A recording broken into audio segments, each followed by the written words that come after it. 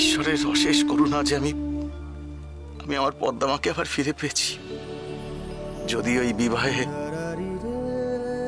পদ্মামায়ের মঙ্গল হয় তাহলে আমি এই বিবাহে রাজি।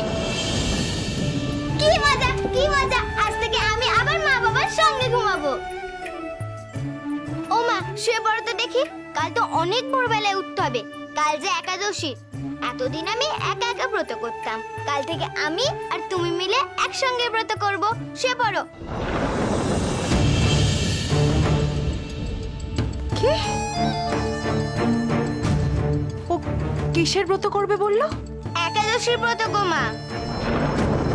একাদশীর ব্রত? ও এসব কি বলছে মাস্টার মশাই? একাদশীর ব্রত তো বেদবা মেয়ে মানুষরা করে, আর সংসার ত্যাগিনী যোগী সাধুরা। এই একরতি কুমারী মেয়ে ও কিনা একাদশীর ব্রত পালন করবে? আসলে একাদশীর ব্রত সধবা বিধবা সবাই,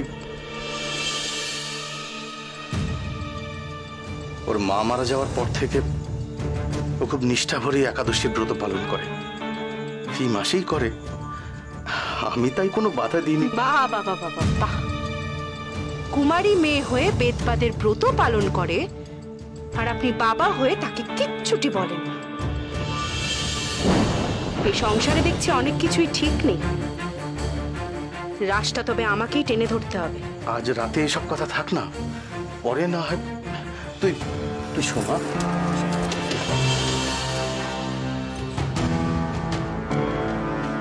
আপনি শুয়ে পড়ুন, আমি দৌড়টা দিয়ে আসছি।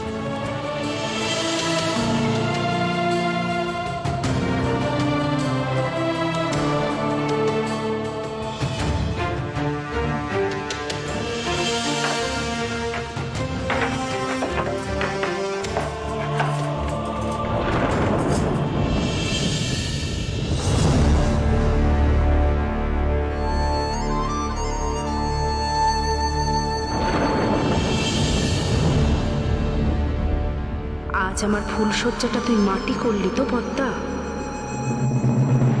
আজ থেকে আমি যতদিন বেঁচে থাকবো তোর জীবনটা আমি সরসজ্জা করে দেবো।